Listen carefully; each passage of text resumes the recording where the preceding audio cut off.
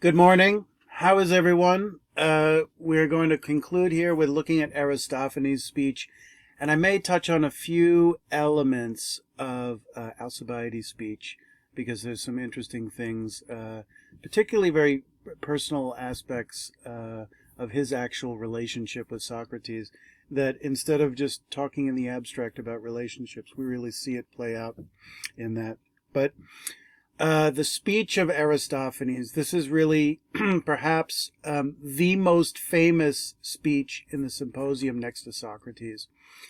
And I should say, if we were in a philosophy class, we would kind of be turning directly to Socrates' speech and his love of the form of beauty. He says, I don't love beautiful things.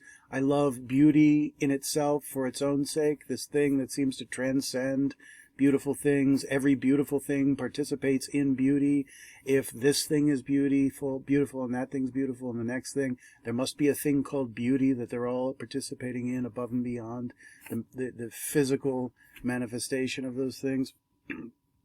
And of course, ultimately what Socrates seems to be in love with is some kind of, we call it an idea, or the Greek idios, the Platonic forms, these super sensible things that exist beyond time and space, that are beyond appearances and also the source of appearances, and we can intuit them with the mind's eye, with the eyes, from the information of the eyes, but ultimately we understand them with the mind's eye. So Aristophanes is a comic. He's a comic poet, the most famous comic poet of the ancient world. He is the single playwright of the 5th century BC in classical Athens in terms of the Greek comedy that went alongside Greek tragedy. And comics today, Woody Allen and others, still make reference to Aristophanes as being like the godfather of all comedy. And I encourage you to read his plays. They are hilarious, they're amusing, and they have an element that Shakespeare has, which is that they speak to all levels of people and all parts of you, to your soul and to your body. There's slapstick humor and bathroom humor, but then there's also very high-minded humor that deals with actually very serious issues. And Aristophanes just has the range of his ability to find comedy and to appeal to everybody, I think, is special. And so here he gives, we should first say about his speech that he's going to give, is it's a myth, and it's in keeping with the task of the evening, which is to praise Eros, And you're going to do that in a poetic form. We've talked about why. And again, he gives an origin myth. He gives an origin myth not unlike Phaedrus and Pausanias, but there's some very important differences. The next thing we should say about this myth is that it's ridiculous. It is silly. It is bizarre. It is absurd. If he thinks he's talking about us, human beings, I don't see it. So we all understand myth as a form of poetic speech, is involved in figurative speech, is involved in allegory, speaking in another way. It's a symbol. It's in need of translation, right? So what we're going to do, and I'm not going to assess everything here because I just want to focus on some key things, is that this myth really is about us, but we've got to translate it from the poetic image into the reality that he's talking about. That's one thing. The theme of this speech is not just eros, or love, but self-love. We learn about these beings that are orb-shaped, and their shape is very important, and they have a head with 2 faces, and 2 sets of arms, and 2 sets of legs, and they're whole and complete, and they're harmonious, and Zeus comes along and divides them, like he's cutting a soft, hard-boiled egg, right? And the 2 halves now seek to reunite with one another. And what they're really uniting with, they're not just uniting, but they're reuniting. And in fact, they're not just finding another person to couple with. They are coming back together to themselves in their original wholeness. And therefore, what we see is a form of self-love, because to love the other half is to really love you. And this immediately raises all kinds of questions that we looked at in particularly Book 9 of the Ethics. What place does self-love have in the love relationships we have? And we talked about, clearly in a complete friendship, there's going to be more harmony and more connectedness the more and more you are alike. And then we discover, well, a true friend is one who shares the same pleasures and pains, same experiences, and same understanding of them. And of course, the only person you really, truly, fully share all your pleasures and pains with is you. And that means only you can really understand your own circumstance as best anyone can, and other people can't. There is a kind of gap in understanding. I mean, language is there to communicate these things, but there are all kinds of interesting limits. So self-love is the central theme. And it also invokes this notion of kind of cosmic or true love. The person you're destined to be with, because they're not really somebody else. They're just an extension of you. Now, if you think of the second creation of Adam and Eve in chapter 2 of Genesis, you see Adam is created and he is a single being. And then he's put to sleep and Eve is pulled out of his rib, right? And then what happens? She's there to give Adam company. That's one of the reasons he said he's still alone. And then what do? They get married and they become one flesh. And when they get married and become one flesh, it's in a sense they've always been one flesh, but they've been a divided flesh. They're really not two. They're always one, and they finally come together, right? And Adam is really just reuniting with his lost half, right? It's stunning how similar the metaphor is here. It's almost exactly the same in these two stories. So, therefore, it's the person that we're cosmically destined to be with because it's literally our other half, right? We see this as a poetic myth, and poetry is concerned with beauty. And if we're singularly concerned with beauty, there might be a tension between beauty and truth, depending on who we are. And then the problem is this, that poetry wants to flatter us. Poetry wants to meet our hopes and aspirations that might not be met by the truth. And,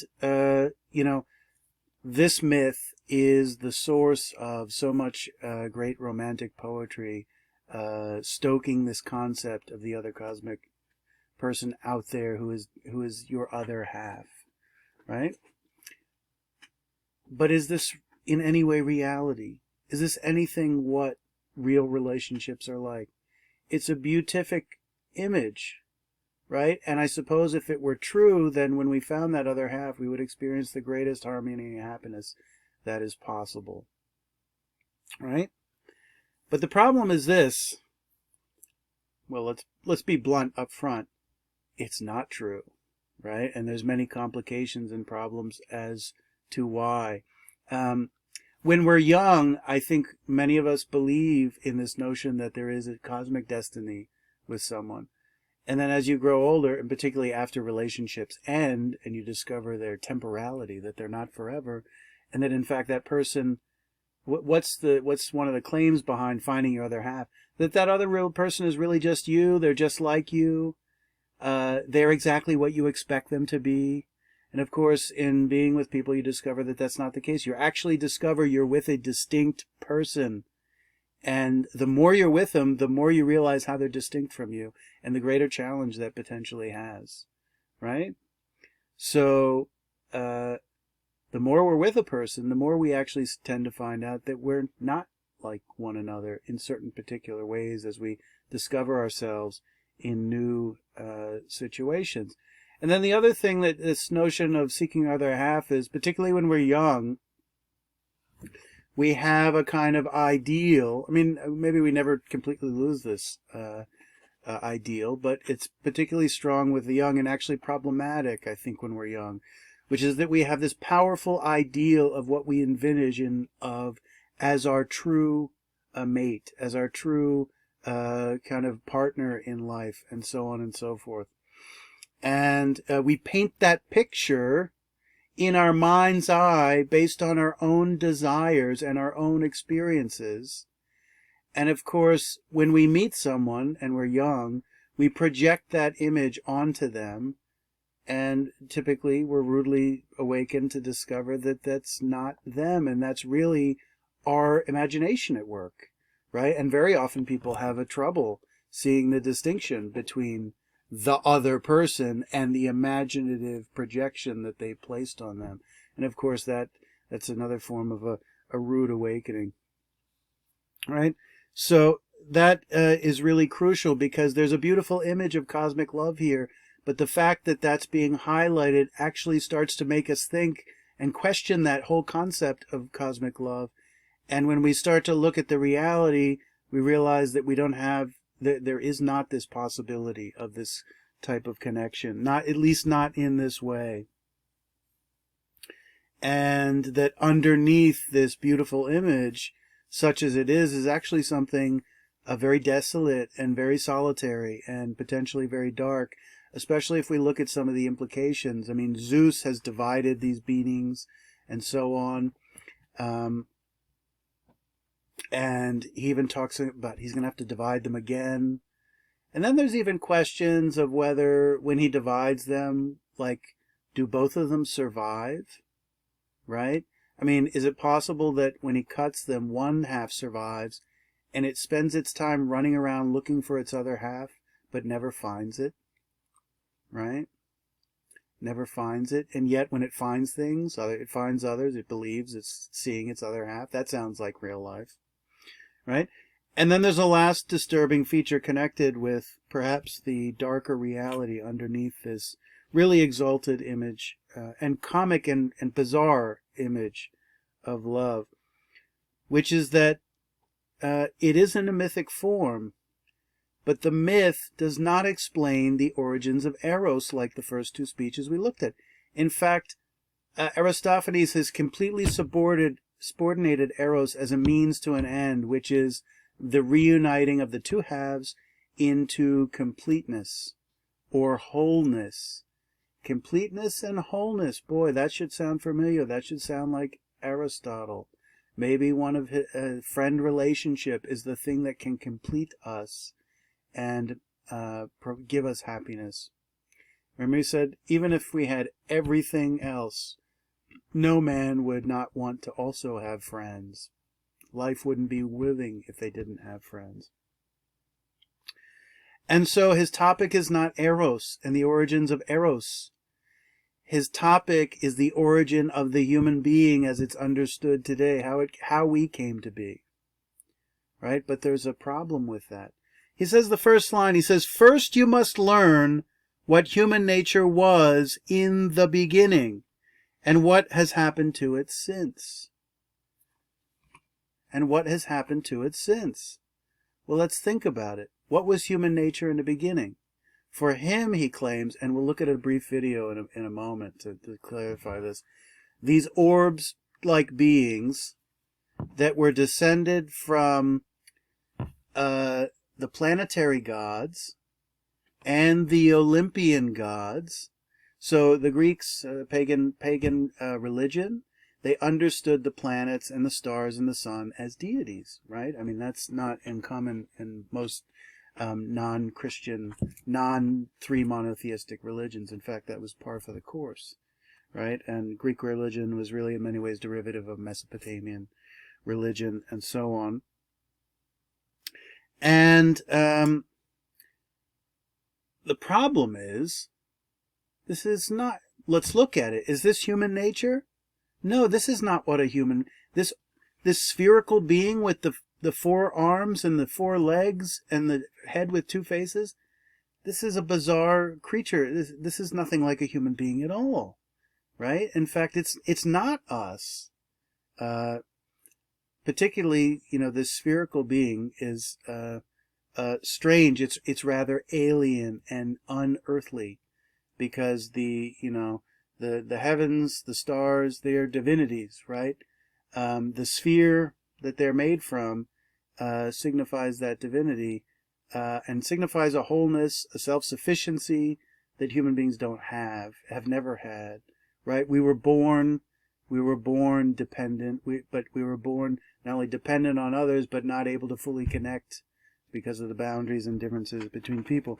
So the myth in its glory raises all types of problematic questions that, of course, it doesn't give clear answers to. But it is not enough to just say, oh, this is a cute, bizarre story, or it's kind of funny and I laugh. The story really has a logic to it, and it's really asking you to question what it says. First, to just understand the logic, because there is a lot of logic to it, and then to question, what are we to make of this and how are we to take it, right?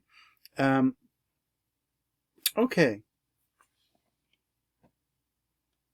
So in a minute, I'm going to show you a video that really shows you what these beings are, because in class I'll draw a picture on the board, and you really need to visualize this. And it's very visual. If you think of poetry, it appeals to the senses, right? Because that is a powerful impact on our imagination and on our passions, on our emotions.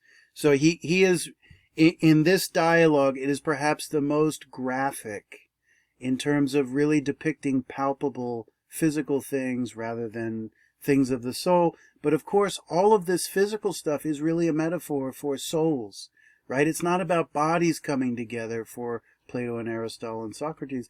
It's really about souls communing together, right? But here it's all presented in an allegory or in a metaphor of physical bodies being divided and reuniting, and so on and so forth.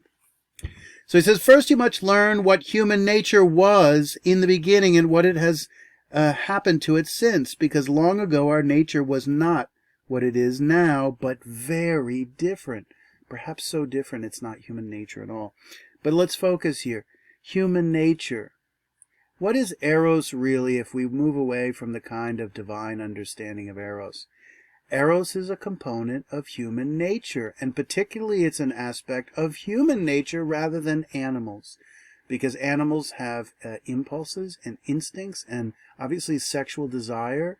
But we've clearly seen that Eros is the sexual impulse elevated by language and speech and concepts and morality and political concerns and aesthetic taste and beauty. And it's taken to a level that actually transcends simple sex and makes love into something, we might say, divine, or we might say it makes it fully civilized, right? So Eros is really a product of human nature all along, and here Aristophanes is simply acknowledging that Eros is not a cosmic force, right? But rather it's a product of human nature. And what is our concern in life? Our concern in life is we need guidance to be able to live well. We need guidance and be able to live well. And love seemed to provide that guidance or that impetus to direct us on our path toward our happiness. And here, love guides us to reunite with the other person that we belong with that's going to fulfill our happiness. And of course, there's this interesting image of they're initially cut and they come back together, but actually their genitals are on the outsides of their body and they can't have sex. And it's actually a profoundly unsatisfying situation because they can't satisfy their desires. And then, as a kind of sense of pity for these animals, the gods turn the genitals around in so they can actually have sex, and then they can be done with the act and they can move on with their day. Some very funny things in here. So the first thing we notice is that in the beginning there were 3 kinds of human beings. says there were three kinds of human beings. That's my first point, not two, as there are now, male and female. In addition to these, there was a third, a combination of whose two his name survives through the kind itself, though the kind itself has vanished. At the time, you see, the word androgynous really meant something. A form made up of male and female elements, though now there's nothing but the word, and that's used as an insult. So in fact, there's not one human nature, there's three variations, and there's something like genders, but it's a little different. And what are the three variations? So you've got this being that's an orb with two sets of legs and two sets of arms, and a head with two faces on either side. And the three kinds are this. There's a male and a male, there's a female and a female, and there's a male and a female, right? So you immediately have gender coding, and not just gender coding, but gender or sexual orientation. And we've seen all these men. What could be better than two men being in love with one another? What is Aristophanes going to do? He's going to celebrate male-male relationship again. And I think ultimately there certainly is a kind of, you could say, a patriarchal bias here. But I think what they're getting at is that the male-male relationship, it can't be about procreation. It can still be about sex, obviously. But procreation is what nature compels us to do. It's forced on us by necessity, at least throughout most of human history. Today, nobody needs to make a baby because the people will come from somewhere, right? There's so many people on the planet, as we're all told so many times. I'm not sure I agree with that, but that's what they say. So procreation is the realm of necessity. It's the realm of mere life. If you're having sex, that's not about, I'm not sure the Catholic Church would like to hear this. God knows where Francis's policy is today, but because he's a very progressive guy. But procreative sex is the realm of necessity and mere life. But while sex for itself, for its own sake, may just be the life of pleasure, it's sex that's not beholden to the grip of necessity. It's done freely. So what's going to happen with these three types? They're going to be divided by Zeus for various reasons, which we shall see. And the male and male will pursue one another, and that's where the homosexual orientation comes from. The female and female who are split will pursue one another, and that's where the, what do you call it today? Lesbian. I mean, when I grew up, it was lesbian. Female attracted. And then you have a male and female. They get cut, and that's the heterosexual. Right? So, what has he just explained? He's explained the origin of the three kind of sexual orientations. Number one, I guess today there's many, many, many more. I can't keep track of them all. It's really hard because they get added to the list, that alphabet soup every day. But notice what he says. He says clearly, these people are this way by nature. It's the way they're born. What is that? Lady Gaga, I was just born that way. Right? So, I mean, there's something beautiful about this pre-non-Christian world where he's not moralizing about, I mean, he does have some concerns about certain types of relationships. And if you read carefully, you see that Plato does prioritize certain relationships for certain reasons, for moral reasons. Particularly, he's critical of Pausanias' relationship. But the point here is that these three orientations are just taken for granted, and it's no big deal, right? It's really interesting here. It's just the way things are. And he says the one is androgynous, and you see andro and gynous, right? So gynecology. You see the second part of the word, the suffix, really has to do with the feminine, and andro is actually a term that actually means male. So the person who is androgynous is both male and female. And he said originally it referred to these two mixed halves, and then it came to be referred to, today it's typically referred more men who look neutral, gender neutral, or sometimes girls who look gender neutral, but it tends to be applied more to men. He says, at this time, you see the word androgynous had really meant something, a form made of a male and a female elements, though there's nothing but the word, and that's used as an insult. My second point is that the shape of each human was completely round, with backs and sides in a circle. They had 4 hands, each as many legs as hands, 2 faces exactly alike, on a rounded neck between the 2 faces, which were on opposite sides of one head, with 4 ears. There were 2 sets of sexual organs, and everything else was the way you'd imagine it from what I've told you. They walked upright, as we do now, whatever direction they wanted. And whenever they set out to run fast, they thrust out their 8 limbs, and the ones they had then, and spun rapidly the way gymnasts do cartwheels by bringing their legs around straight. So, what's the problem here? In Greek mythology, the human beings ultimately descend by degrees from the Olympian gods. The Olympian gods look like they look like human beings. These characters, who he describes as what original human nature was like, are spherical, and the spherical nature of them, I think, connotes 2 things.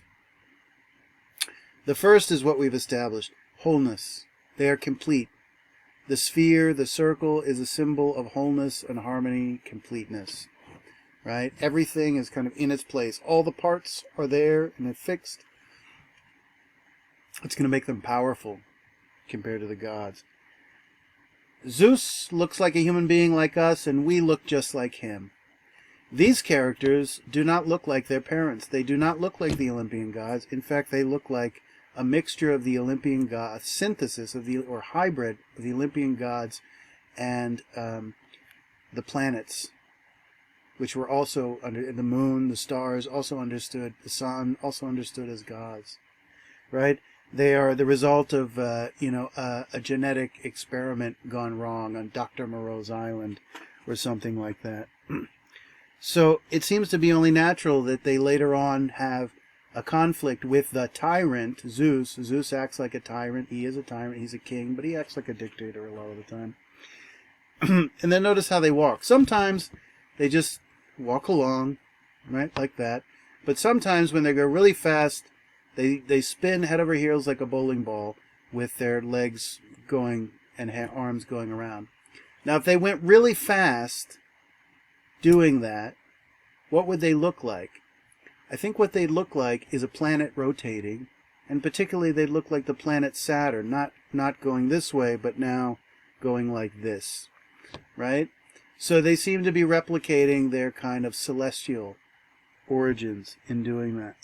I mean, you have to ask yourself, why does Aristophanes bother to put that in? And I think that may be one of the reasons. Now, here is why there are 3 kinds, and why they are as I described them. The male kind was originally an offspring of the sun. There you go.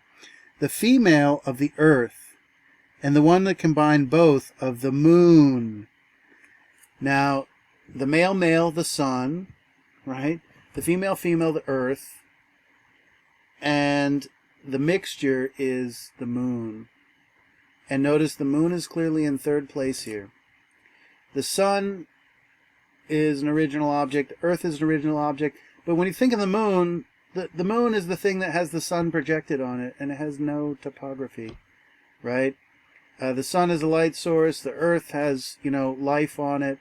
And then the moon is it's a rock in space with light on it, and it combines the two. It combines earth with light getting on it, so male and female. And, in ancient Greek religion, going back to Mesopotamia, you have male sun gods that are coded as masculine, and earth gods that are coded as feminine. Classic.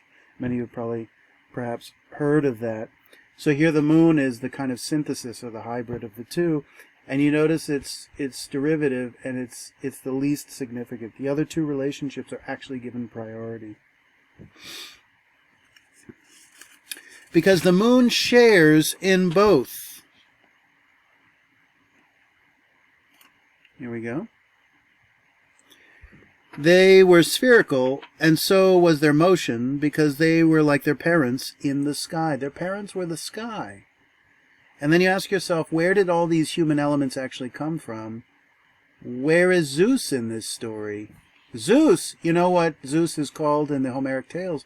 Zeus is called the father of gods and men. The father of gods and men. And I see here characters who are the children, the offspring of the celestial bodies. In strength and power, so a political theme, strength and power. Aren't we talking about love? We went from love to human nature to wholeness. Now we're talking about power.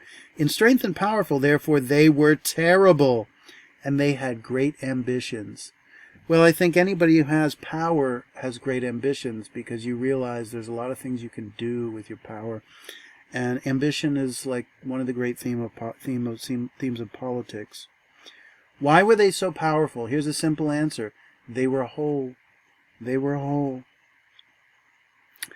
In strength and power, in strength and power, therefore, they were terrible, and they had great ambitions. They made an attempt on the gods, and Homer's story about Ephialtes and Otis was originally about them. How they tried to make an ascent to heaven so as to attack the gods.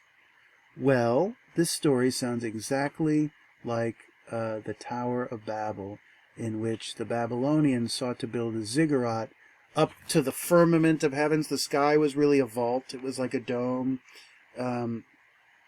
ceiling, and they were going to build a ziggurat structure up to it, and then they were going to go assault the heavens and take the place of the gods, right? And of course this reflects mankind's hubris, to be like gods, to be God, to use our power to ascend over others, and so on and so forth. The Tower of Babel, right, is the original skyscraper. So what happens? They get very powerful, and they want to assault the gods. So Zeus feels threatened, and he's got to do something. And he's the patriarch here. He's the father.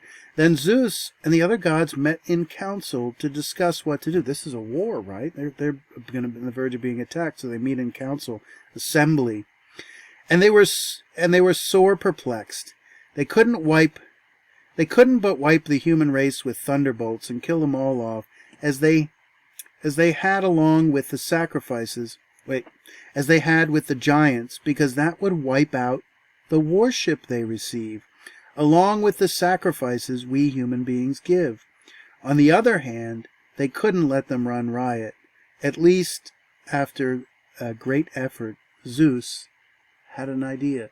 So Zeus is a ruler of gods and men,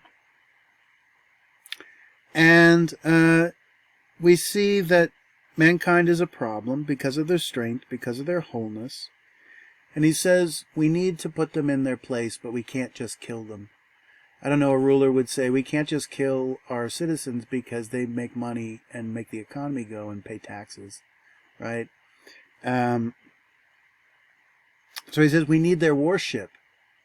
Now this is very interesting, because this is actually a very explicit theme of Plato's dialogues.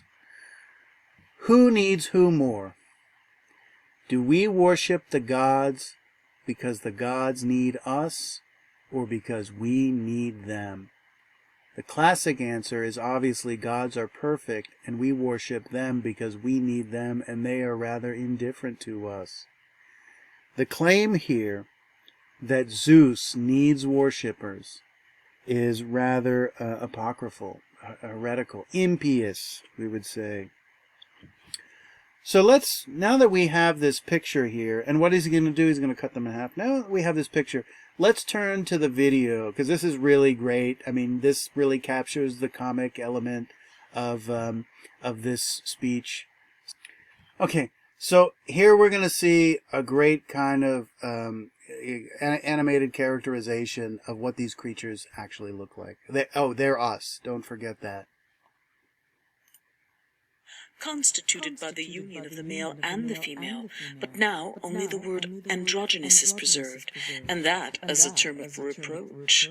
In the second place, the primeval man was round, his back and sides forming a circle, and he had 4 hands and the same number of feet, one head with 2 faces looking opposite ways, set on a round neck, and precisely alike, also 4 ears, 2 privy members, and the remainder to correspond.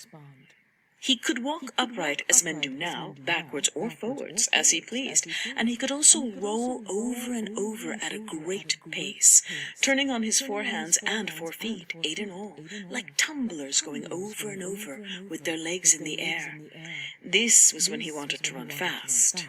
Now, the sexes were 3, and such as I have described them, because the sun, moon, and earth are 3. And the man was originally the child of the sun, the woman of the earth, and the man-woman of the moon, which is made up of sun and earth. They were all round and moved round and round because they resembled their parents. Terrible was their might and strength, and the thoughts of their hearts were great, and they made an attack upon the gods. Of them is told the tale of Otis and Ephialtes, who, as Homer says, attempted to scale heaven, and would have laid hands upon the gods. Doubt reigned in the celestial councils. Should they kill them and annihilate the race with thunderbolts, as they had done with the giants? Then there would be an end of the sacrifices and worship which men offered to them. But on the other hand, the gods could not suffer their insolence to be unrestrained. At last, after a good deal of reflection, Zeus discovered a way. He said, "Methinks I have a plan which will enfeeble their strength and so extinguish their turbulence. Men shall continue to exist, but I will cut them in 2, and then they will be diminished in strength and increased in numbers. This will have the advantage of making them more profitable to us. They shall walk upright on 2 legs, and if they continue insolent and will not be quiet, I will split them again, and they shall hop about on a single leg." He spoke and cut men in 2, like a sorb apple which is halved for pickling, or as you might divide an egg with a hair. And as he cut them one after another, he bade Apollo give the face and the half of the neck a turn, in order that man might contemplate the section of himself. He would also thus learn a lesson of humility. Apollo was also bidden to heal their wounds and compose their forms. So he gave a turn to the face and pulled the skin from the sides all over that which in our language is called the belly. He also molded the breast and took out most of the wrinkles, much as a shoemaker might smooth leather upon a last. He left a few, however, in the region of the belly and navel, as a memorial of the primeval state. After the division, the 2 parts of man, each desiring his other half, came together, and throwing their arms about one another, entwined in mutual embraces, longing to... Okay, so we'll just watch this another minute or so, but you'll notice here their genitals are turned to the outside. So Aristophanes has this hilarious description how these beings, they've been cut in half, they finally get to reunite, and oh, alas, their genitals are on the backsides, and when they embrace, they can't copulate, right? So what do? They just hold on to each other for life and limb until they starve and die, right? Grow into one. They began to die from hunger and self-neglect, because they did not like to do anything apart. And when one of the halves died and the other survived, the survivor sought another mate, man or woman, as we call them. So we're not going to read every last bit of this, but let's notice some important things. Zeus is a tyrant. He needs to divide them in half to weaken them. then their heads get turned in so they can see what? So they can see the wound, right? Why is that significant? Because that is, they get to see their punishment for what they have done wrong, and they are constantly, forever, permanently, as part of their nature now, forced to be reminded of their great act of hubris to think that they could ascend and storm the heavens and take over the role of Zeus on Mount Olympus, right? So this is something like a concept of original sin, have to constantly be reminded of our own limitations, of our own shortcomings, of our own transgressions, right? It's branded on them, you could say, right? And a scar. You think of, for example, the mark of Cain. You know, God says, I'm not going to kill you, Cain, for killing your brother, but you will wear the mark of a murderer, and everyone who sees you will know what you've done. So there's some very interesting questions about what happens when these beings are divided, and whether or not it naturally happens that both of them survive when they're cut. Because if they don't both survive, or maybe only, it's like Siamese twins, like can they survive this process of being cut? I think logically it would be unlikely. And so therefore they're chasing someone who they think is their other half, but it's really not, right? And there's a couple other things. So the belly button, this is really interesting, and you see the reason behind, the rationality behind all this. The belly button and the wrinkles around the belly end up becoming the scar that is remembered. But of course, the wrinkles around the belly seem to apply much less to men than to women who have given birth, right? And if we think of it in that context, the woman is whole with the child. The two are one as she bears the child for 9 months. Then the child comes out, attached with an umbilical cord, which was the connective tissue between them. Not only was he inside the womb, but he was connected by this tissue. And then the belly button is the symbol of that tissue being cut and them being separated, and that permanent sense of loss. Because, I mean, unlike, the difference between mothers and fathers, one of the big differences is the husband was not the one who carried that child for 9 months in their womb and had a intense relationship. The baby was literally part of them, right? So up on page 27, now since their natural form had been cut in two, each one longed for its own other half. Longing. Eros is intense longing and desire, right? A desire that may go unsatisfied, right? In the real world, there is no other half, right? But of course, on even subconscious levels, we act as if there is. And so they would throw their arms around each other, weaving themselves together and wanting to grow together. And what's he talking about? The embrace. And we could be just talking about a hug, but I think it's very well depicted in this video that it's almost like, this is probably the most vivid description of sex in the text, because the embrace really looks like almost a kind of missionary position. Their backs, their chests are facing each other and their backs out, and they almost form that circular shape. It's there in the text. What can I say? In that condition, they wanted to grow together, but they can't grow together. They can't reunite. Oh, that is a tragedy, right? That is a tragedy. Think about, for example, what Aristotle said about why we need other people. Because we're dependent on them. Why do they want to grow together? Because they're dependent on each other, right? So this need for other people highlights our ability to bond and to becoming one flesh. But in an attempt to become one flesh, we're constantly reminded that we're isolated from the other person in other ways, right? So it's a kind of push me, pull you type situation.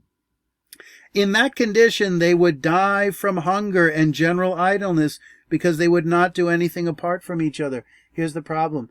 Their desire is not satisfied, so they keep, when you have the lack, you keep pursuing, so they keep staying together, and they don't have the wherewithal to just separate, right? Whenever one of the halves died, so they starve because they're together, and one dies. When one of the halves dies, one was left, and the one that was left still sought another and wove itself together with that. Well, you see the problem here, right? Which is that one half died, you're seeking another half. Now maybe that's the same sexual orientation as you, the three natures. But that's not you anymore. That's just a being that is kind of like you, because you're the same orientation, right? Sometimes the half he met came from a woman, and we'd call her now, sometimes it came from a man. Either way, they kept on dying. See, Zeus has a problem. All these people are dying. He at least as it's presented, he needs worshippers, so he can't have them all die, right? And of course, when he cut them in half, he actually neutralized them, made them weaker, divide and conquer, but he made more worshippers for himself. It was a brilliant stroke. I should step back for a second. He says that he's divided them in half, and he's told them that if they act out, I'm going to slice you into quarters, right? So let's be clear. These two halves, from our point of view, are wholes. Each half is just like us. If you slice it again, it means that we're divided within ourselves, right?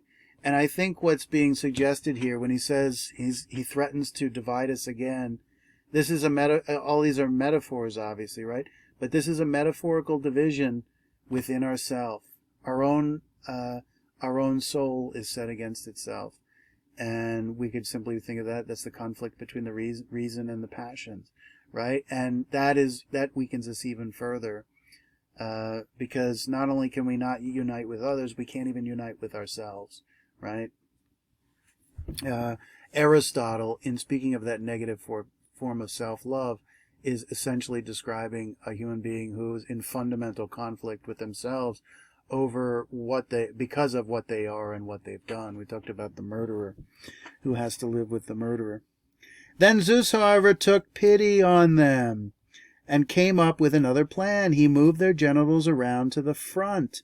Before then, you see, they used to have their genitals outside, and their faces, and they cast seed and made children, not in one another, but in the ground like cicadas. So they didn't actually, it is a form of sexual reproduction, which just means you need a male and a female, but it's the kind of sex that we would understand as he's now giving them. So what is he doing? He's made them suffer, and now he's going to give them the great compensation out of pity. And what is the great compensation? It's erotic attraction in the form of sexual attraction, right? And this is the compensation for the punishment of our original sin, that we're now getting a kind of reprieve, like a bit of a pardon, you might say. And therefore sex is presented as the great gift of the gods to compensate for our lowly status in the aftermath of being punished. So Zeus brought about the reproduction of genitals, the relocation of genitals, and in doing so, he invented interior reproduction by the man in the woman. The purpose of this was so that when a man embraced a woman, he would cast his seed, and then they would have children. But when the male and male embraced, they would at least have the satisfaction of intercourse, and after which they could stop embracing and return to their jobs and look after their other needs in life. Because their need and desire was not satisfied when their genitals were outside, they couldn't do anything else, right? So think about it now. They're turned in, they complete the act, they complete the sexual act, and they're done. they're ready to roll over in bed and go on with their lives. It's really quite hilarious.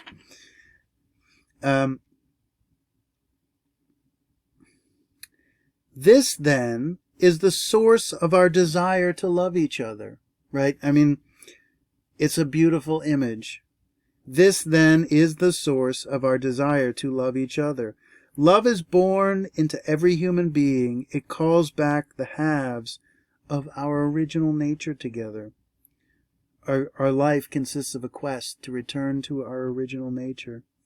You might put it this way: we've left the womb. That ultimate sense of connectedness is disrupted, and we seek a return to that kind of intimacy.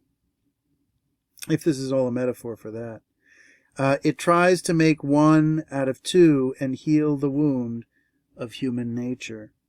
So this sense of, I think one thing he's saying is that we naturally feel incomplete as individuals. Or we might say, because of Socrates, that most people feel incomplete as individuals, and that they only feel complete when connected with another human being and going through life as two rather than one. Socrates is kind of friends with everybody, but he's quite isolated in certain ways. He doesn't seem to need anybody. He has everything within himself. He is self-sufficient. That's why a man who is split from the double sort, which used to be called androgynous, runs after women.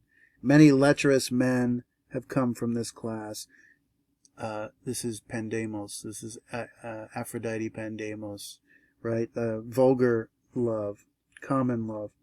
And so do the lecherous women who run after men. So notice heterosexual love is the third in the status here of the hierarchy. Women who are split from women, however, pay no attention at all to men. They are oriented more toward women, and lesbians come from this class. People who are split from a male are male-oriented. While they are boys, because they are chips off the old male block, they love men and enjoy lying with men and being embraced by men, those that are best of boys and lads, because they are the most manly in their nature. Of course, some say such boys are shameless, but they're lying. Okay, you see what he's done? He's gone right back to Pausanias, and he's promoting his own erotic agenda here. All under the guise of a myth. The whole concept of the myth is that he's not really the one speaking. It's a story speaking, right? Of course, some say such boys are shameless. It's not because they have no shame that such boys do this, you see, but because they are bold and brave and masculine, courage, those are virtues, and they tend to cherish what is like themselves. So let's go back to what self-love is. It's love of self most of all, and love of things like oneself most of all, right? So we're attached to things that are like ourselves. So then we turn to page 28 as we conclude here, and he starts to sum up some of his conclusions in the aftermath of presenting this myth and establishing its meaning. And here we move from sex to something really higher than sex that he's really only hinted at. He hasn't spelled it out completely. And even this whole metaphor of the two bodies coming together to copulate is still it's a metaphor, which is to say they could be coming together in you might say a spiritual way. So middle of page 28, he says, these are the people who finish out their lives together and still cannot say what it is they want from one another. No one would think it is the intimacy of sex, that mere sex is the reason each lover takes so great and deep a joy in being with the other. It's obvious that the soul of every lover longs for something else. His soul cannot say what it is, but like an oracle, it has a sense of what it wants, and like an oracle, it hides behind a riddle. So you see a couple things here. The soul is yearning for something. So this is really what we've seen in the two bodies, the body being split and coming together, procreation, all these things. This is really just it's a metaphor for what's going on in our souls. Our souls are yearning for completion, right? What is going to complete us? That's a question we all have to answer and we all have to ask. But then the answer is going to be different for different people, in the same way that each character in this text has a different answer to it. So it's a riddle. Love is mysterious. That's crucial. And that's something we started this whole series of lectures with. The fundamental mystery of Eros, which drives our curiosity. It's mysteries that drive our curiosity, not things that are clear and self-evident. Right? And particularly asks, why are we together? Why do we pursue each other? What is this about? The answer is, it's not a pessimistic question. Why are we together? Because I don't really want to be. It's why are we together? Because I really want to, but I don't know why. He says, suppose two lovers are lying together and Hephaestus stands over them with his mending tools. Now, this is a little important note. Hephaestus is the ironsmith of the ancient Greeks.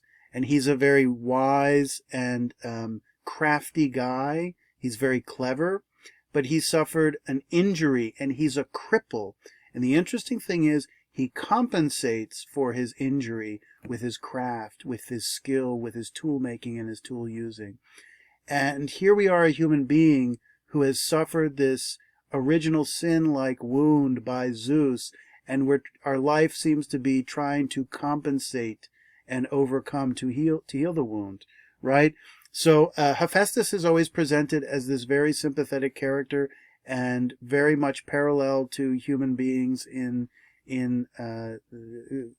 Greek mythology, because he is pitiable. He's suffered, but he also, he's not just a cripple. He's not really a cripple at all, because he knows how to compensate for his deficiencies. He's got his mending tools, and he was the one that mended us back up. Heal us, bring us together whole. He says, what is it you human beings really want from each other? He doesn't even know. He's a god. And suppose they are perplexed, and he asks them again, is this your heart's desire then, for the two of you to become parts of the same whole, as near as can be, and never to separate day or night? Because if that's your desire, I'd like to weld you together and join you into something that is naturally whole, so that the two of you are made one. Now, this is stunning how similar this passage is to Adam and Eve reuniting. They are made whole not by physically. Now, he talks about them being together day and night. And originally we saw literally the two characters are stuck together day and night, and one of them dies because they're starving. Here, they're together in the sense that they're just with each other in a relationship. What does he really seem to be describing here? He seems to be describing marriage, right? The institution of marriage that kind of sanctifies this desire and makes it worthy, makes it respectable. So they become one flesh. Then the two of you would share one life. So when they come together, what are they? They're not one being, literally. They're sharing one way of life. And as they share the same way of life, people become more like each other as they spend more time with one another. As long as you lived, because you would be one being, and by the same token you'd die, and you would be one and not two in Hades, having died a single death. Look at your love and see if this is what you desire. Wouldn't this be all the good fortune you could want? Surely you can see that no one who has received such an offer would turn it down.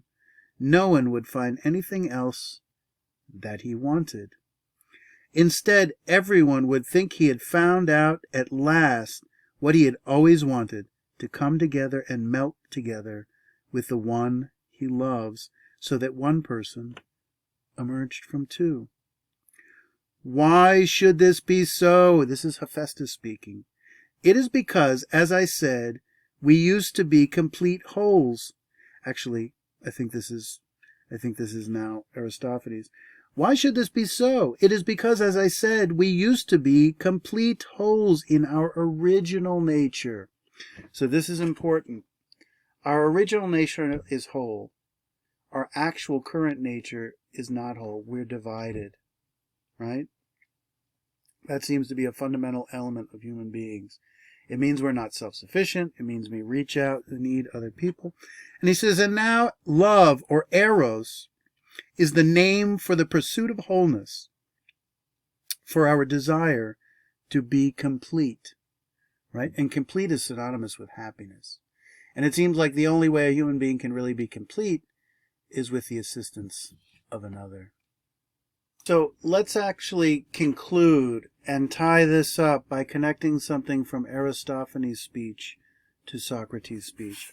So if we look at page 29, and we've read this, but this you start to see in which the way in which these speeches dovetail with one another in a very kind of fine-grained way. It's like wood joints fitting together and kind of crisply. On page 29, he says, it is because, as I said, we used to be complete wholes in our original nature, and now love is the name for our pursuit of wholeness and our desire to be complete. Right? So Socrates is going to pick up this theme of completeness and wholeness as connected with the goal of love. And if we look to page 52, Diotima. So, of course, Socrates says he learned everything about love from this woman, Diotima. Really questions what he knows, raises the question about what he knows and the role of this woman. She says, in a word then, love is wanting to possess the good forever. So previously she had said love is everybody loves the good, or something they perceive to be good. So we don't want to just be complete. We want to be complete forever because we want to constantly have the satisfaction of the pleasure of love into the future. It says this then is the object of love, to possess the good forever. And then at the top of page 53, she says this, well, I'll tell you, she said, love is giving birth in beauty, whether in body and soul. So now we have a connection between happiness and completeness and wholeness and love and beauty, all these things, all these themes being woven together. Giving birth in beauty, whether in body or soul, right? So depending on who you are, you try to achieve, you want to possess the good forever. That's a kind of immortality, right? And there's two ways to achieve the good of beauty. It is either in body or in soul. Go on to say, immortality in body is only achieved by mortal beings through reproduction, having children, and the children having children, and the awareness that you will perpetuate yourself forever. You love yourself most, therefore you love your existence. Therefore, while you can't be there, you want to know that a part of you is living on in another person, and that flame remains alive. And therefore, when you die and you have the awareness of that, there's a certain profound satisfaction. But there are other people who find it in the soul, which of course could be from their children as well. But he's going to talk about how poets love their poems. I think Aristotle talks about how poets love their poems. And Socrates, what is he going to be in love with?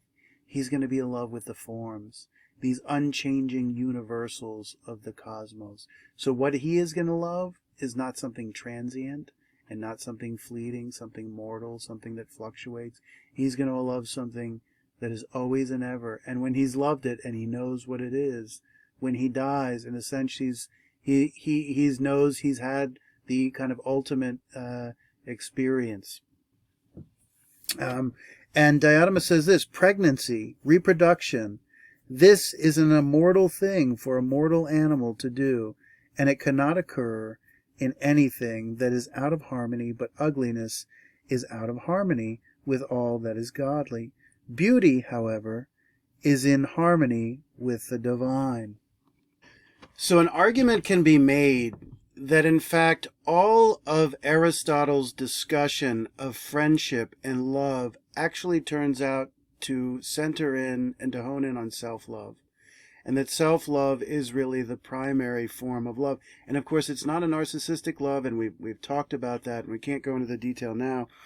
But we love ourselves and we love our life, and obviously those two things are connected, and therefore we desire to perpetuate it as long as possible.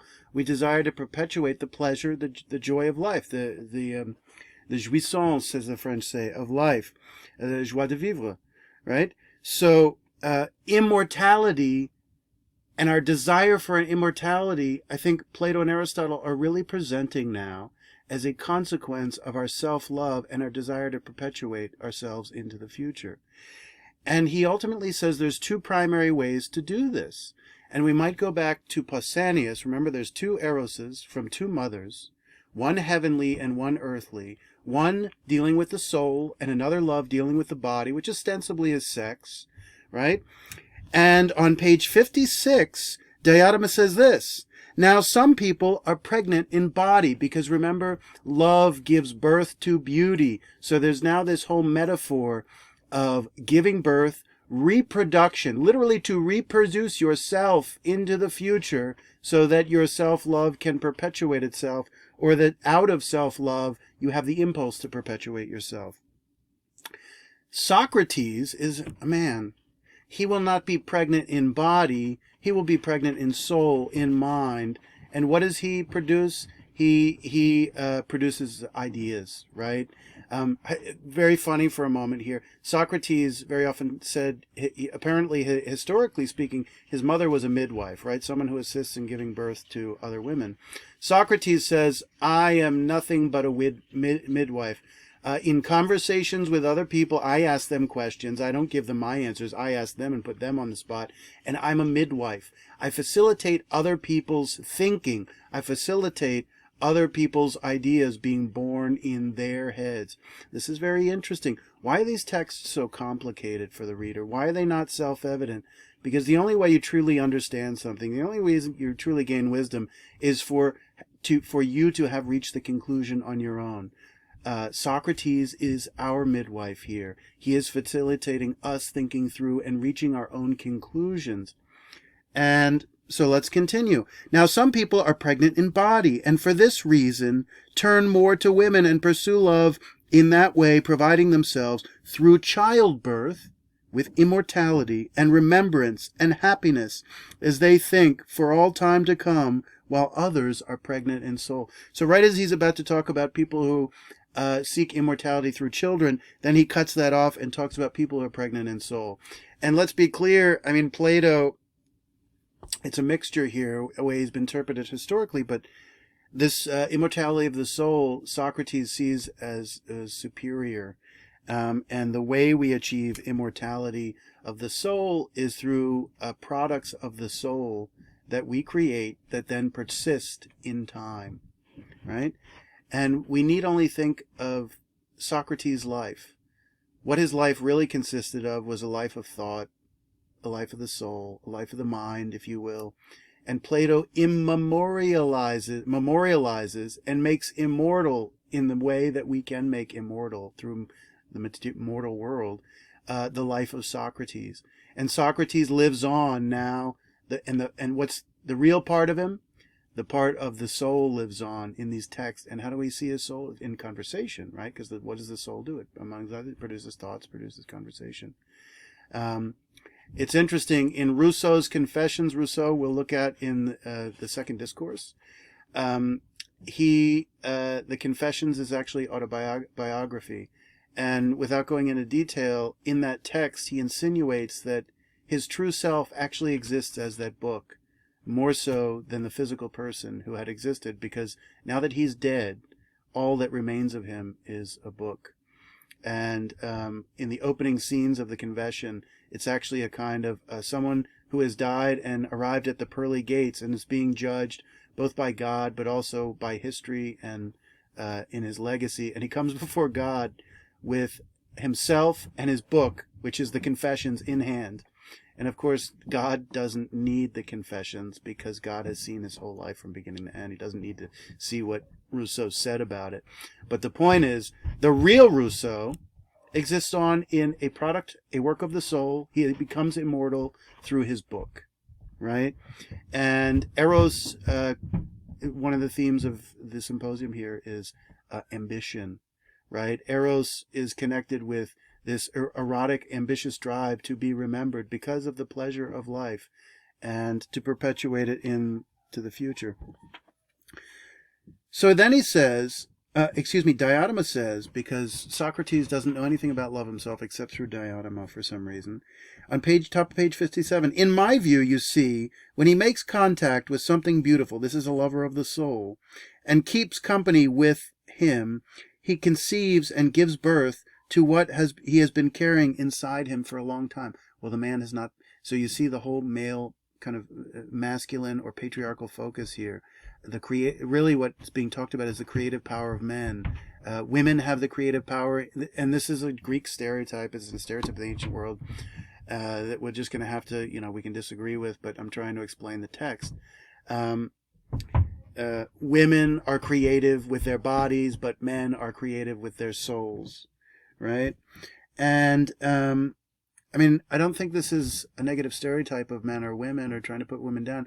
I think it's just understood as a division of labor, right? And we could, if we really wanted to be like Freudian, we could read the creativity of men is, as a response to their insecurity of their inability to create human beings, right?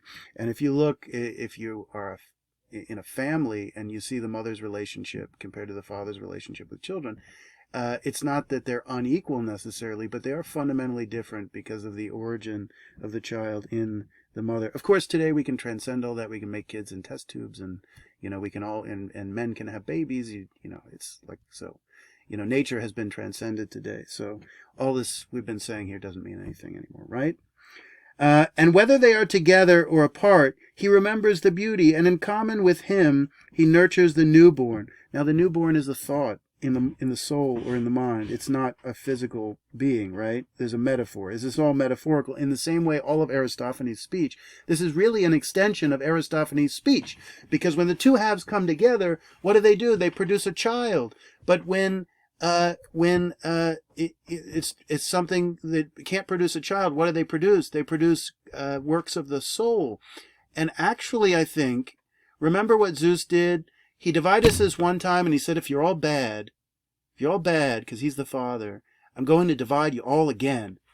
And I think he that is just an implicit threat. It's in the threat. He doesn't actually claim to carry it out. But I think the point is that he did carry it out. Or that metaphorically it is true that human beings are divided within themselves.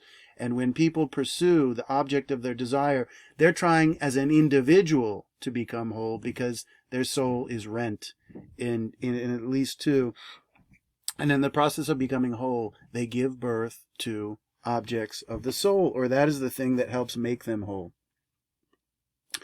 And in common with him, he nurtures the newborn. Such people, therefore, have much more to share than do the parents of human children, and have a firmer bond of friendship because the children in whom they have a share are more beautiful and more mortal. Everyone would rather have such children than human ones. So clearly here, only children are human children, right? So the children he's talking about are products of the soul. He's talking about philosophy. He's talking about poetry. He's talking about great works of the mind that are produced by human beings.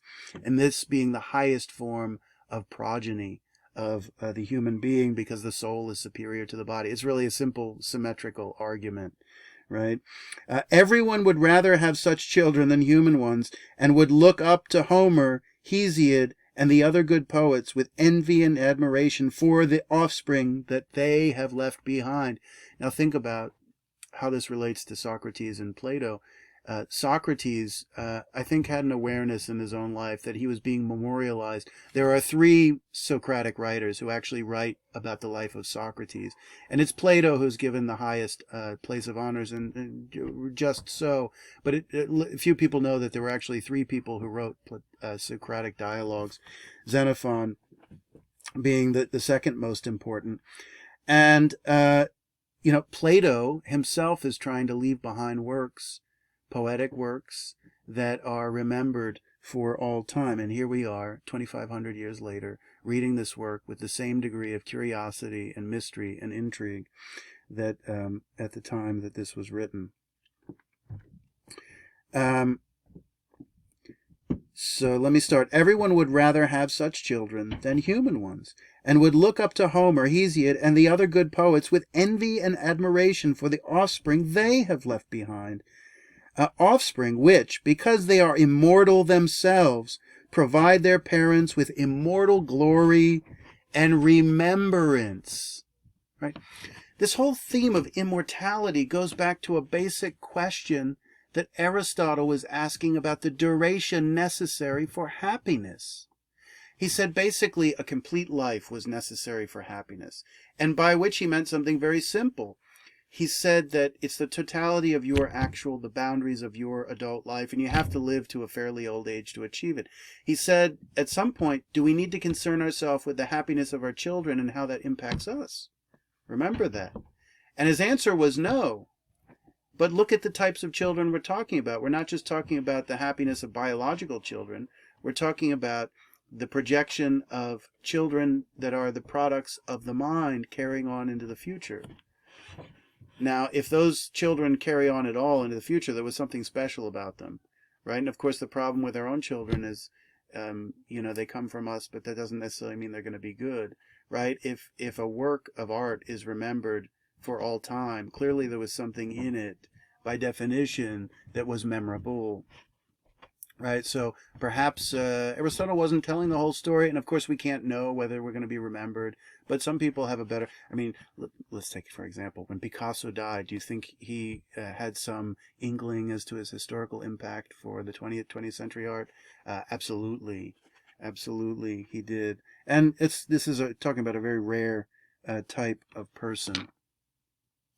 So let's just conclude that it seems to be the case that in the Symposium, that while there's actually a variety of types of love being celebrated, and they all have their due place in a kind of hierarchy, their due respect, but it seems clear in dichotomous speech that the highest form of Eros is an Eros that results in the reproduction of works of the soul rather than simply producing children, right? And he's making a interesting critique that as much as people love their children, this is a biological impulse that everybody, almost everybody is privy to and part of, and it's common, right? It's the result of this Aphrodite Pandemos, right? And that there are these rare creatures who give birth to ideas that we might even say change the world. We think about artists and political figures and founders of religion, so on and so forth. We don't always think of them in that terms, but take the life of Socrates, or take the life of Jesus, or take the life of Buddha. These people who established entire worldviews and moral systems that have perpetuated for thousands of years, and really ultimately something in their life, in their soul, whatever it was. I think it's rather mysterious what was the thing that gave these people this kind of ongoing impact over our lives. But nonetheless, they have, and it was something that the average person certainly doesn't possess. Okay. And let's just finish with this thought, that the prior characters to Socrates, for the most part, conceive of love as love in another person. Of course, what's the problem? This is fleeting. This involves the body. It's a lower form of love. It's not permanent. It's not eternal. And it's not strictly about the soul. So Socrates, what he wants to love something of the highest worth, and that means something that is truly beautiful. And what makes it beautiful is that it's permanent and unchanging. And by definition, what is natural is what is beautiful, because that is the way things are. You just have to recognize that as beautiful. Things that are transient, in a sense, are ugly precisely because they're transient, right? So he is going to love not human beings. He is not going to pursue human beings. He is going to pursue the form of beauty, not beautiful people like Agathon, Alcibiades, Pausanias, Phaedrus. They're all pursuing beautiful people. He says, no, I'm pursuing this immaterial, supersensible thing that is the cause of the beauty. But, think about the beauty of a person. They're beautiful here, and then they grow older, and they're no longer beautiful. I want the drug, the kind of essence of beauty itself, right? That is a permanent possession. And let's just conclude with this. If this is what he loves, it radically changes his relationship, the nature of his relationship to everyone compared to what the types of relationships the other characters have. He does not directly care about anyone, it seems. He seems to care about them only to the extent they can provide to get him, to facilitate his understanding of the forms, these kind of ultimate ideas. And therefore, when Alcibiades comes in, Alcibiades is trying to court Socrates. He's trying to get Socrates in bed, and he is frustrated beyond belief that Socrates he doesn't just say no to Alcibiades, but he completely ignores him and acts like all the courtship and the Socrates acts like the courtship and the flirtation is actually not really happening. So we come back to the point that this is what Plato is presenting as a philosopher, this character who is actually borderlining on complete self-sufficiency and really indifferent to the people around them. And it is a very strange... And of course, what you think of Socrates is really, it has a lot to do with what you think is important in life, right? And I'll leave it at that. But let's just sum up here and consider the way Aristotle's image of these beings is a metaphor that really needs to be unpacked and has all kinds of powerful meanings in our search for connectedness with the world and maybe another human being. Okay.